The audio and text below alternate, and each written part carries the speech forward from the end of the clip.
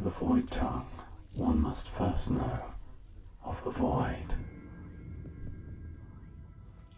It is the null of reality, a dimension dripping with the unrealized aspects of all existence.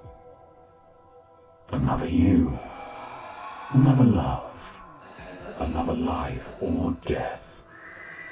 All these possibilities and more are dreamt and drank within the void's blinding embrace. How, you may ask? Because, in the grand scale of the universe, the void is but a delighted actor upon a stage, pursuing to imitate whatever it touches. Conceptual embodiment. Be it light, time, form, order or chaos, it matters not the role, for the void's talent as the self-appointed almighty cosmic thespian is nigh unlimited, and its transient nature leaves most who are exposed to its theatres drowning in madness. But for those seldom few who can endure its touch, the Voidtongue will grace their voices with its song. To the untouched, and indeed any common-sense listener, the Voidtongue manifests as meaningless babble, an endless repetition of the void's 8 requiems, its most central imitated concepts.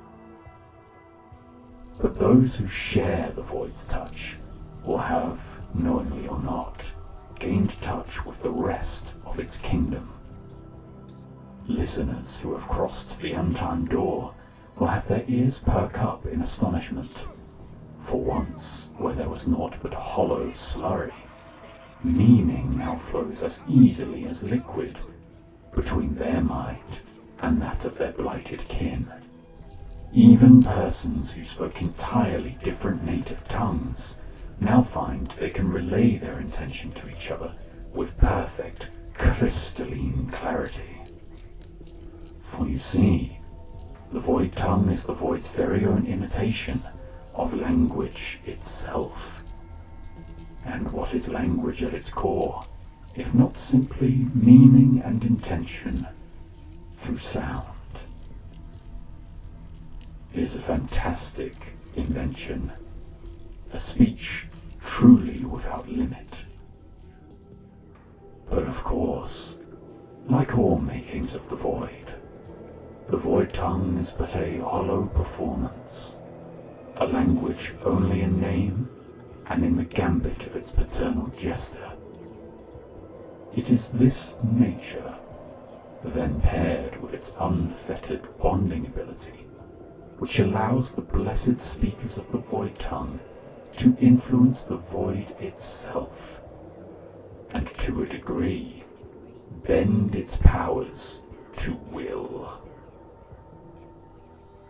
Time dilation that freezes others in their own continuity, eldritch mutations capable of abominable scale and stature, or even invocation of all manner of profane creatures from the void's lively depths. These are just some of the amazing feats the Voidtongue can achieve when wielded with true skill.